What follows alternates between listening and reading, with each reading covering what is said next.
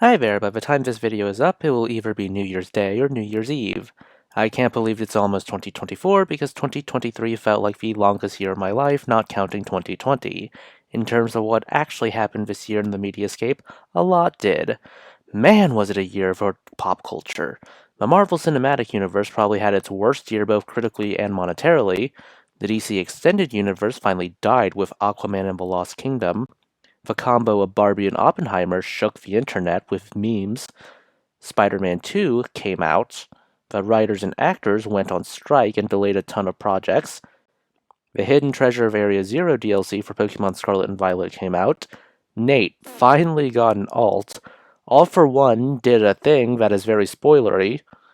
And there's a million other things that happened that I'm sure the comment section will fill you up on. Now let's talk about the Pokemon games I want. These are in no particular order, but they will range from plausible to pipe dream. Obviously, I'm not going to be doing the whole, hey, we should fix these performance issues, because let's be honest, that's sort of a given. Let's get started. Number 1, mainline Pokemon game with voice acting.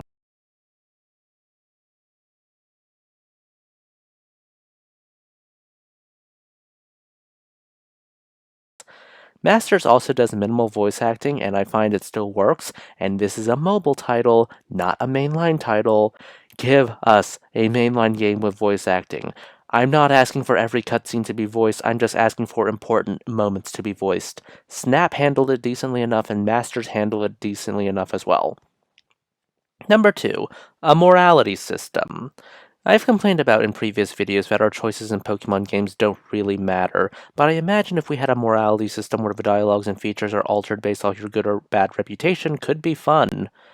I mean, yes, with the current system, we have some funny moments, especially in Indigo Disc, but I like things that are good or bad because it makes our choice as a self-insert really actually matter. Imagine if we had good endings or bad endings based off the choices we made. Number 3, a proper big bad. Man, I've been saying this for a while, but as of now, we've been lacking in the villain department.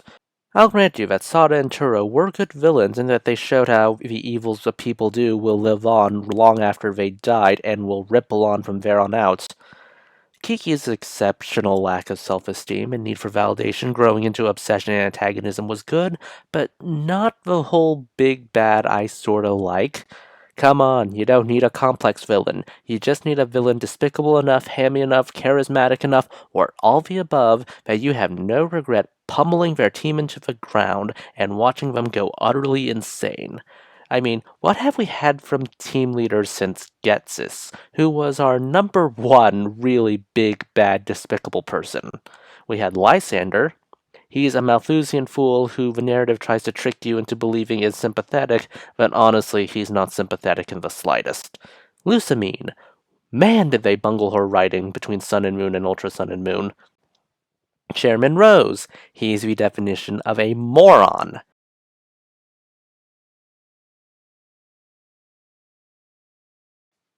Number 4, Legends Kyurem. Come on, you and I both know that we want to see the original dragon from thousands of years in the past. Number 5, an action RPG set in the future. Legends Arceus gave us a taste of action RPG elements in Pokemon, but that is set like 100 to 150 years in the past. What if we took these elements in a different direction? Have us run around a post-apocalyptic future. After all, we spend most of our time in Legends Arceus in the wild. What if we were going to do the same thing, except for the ruins of Castelia City or Lumios? An apocalypse would be a great way to also give us new regional variants. And of course, you don't need to set it in stone. Fate can change, the future can change. Now, this is the part of the video where I start gushing over regions of the world that really should be Pokemon regions. Number 6, the Levant. Of course, my first pick would be in the midst of a brutal war right now. So obviously we're not pulling from modern Levantine history, and I'm going to be focusing on the area specifically in dark green. At the crossroads of Old World trade, the Levant makes a good candidate for a region from an artistic standpoint. Sure, we can mix and match with the climate because, let's be honest, no Pokemon region matches one-to-one with the climate of the real-world region equivalents. But from an architectural and cultural and artistic standpoint, this is a good candidate.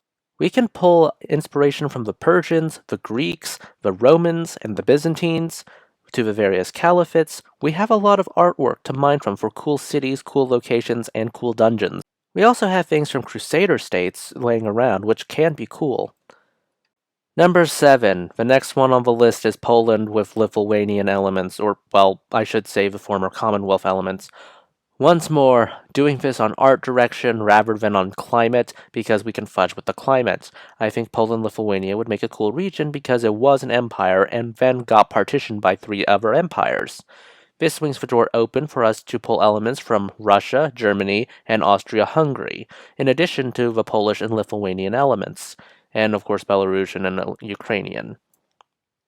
Meaning that we can have the wonderful woodwork normally found in Eastern Europe, as well as the German-style houses. Of course, being Germany, you could probably find a high density of castles in this region as well. Then you can also do the salt mines Poland is known for, with actual furnished churches in them.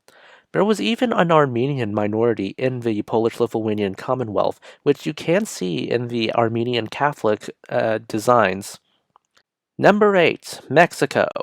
Once more, we have the Spanish influence, which we could reasonably reuse some assets from Paldea in order to accomplish this, but also we can combine elements and, of course, the various indigenous peoples and culture that make up Mexico, not just the Aztecs. Then we can take the indigenous elements, the Spanish elements, and influences from other places and add some time in order to make modern-day Mexico, and take influence from that. Number 9. India.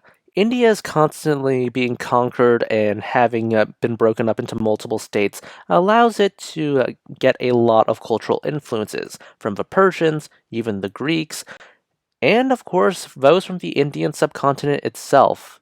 You have a lot to mine from both modern, medieval, and ancient India. Number 10. Ethiopia. If you haven't noticed, I like taking places that have a lot of trade history, or we're at the crossroads of multiple empires, and just mashing them together, because they do create a lot of good art. Ethiopia is no exception. Situated at the Horn of Africa, it would have influence from Arab traders, from Indian traders, and of course from the Egyptians and the Romans that came across it, as well as native influence. For example, Baroque churches. They professed the Alexandrian Rite, which eventually became sort of its own thing in Ethiopia. And of course, because of the influence of the Muslim sultanates, they can have Islamic influence, while still having influences from Ethiopia and the rest of Africa. Happy end of 2023, and may your 2024 be bright and hopeful. Please consider liking, subscribing, tipping the channel on Ko-fi. This is Cyril signing off for the last time in 2023.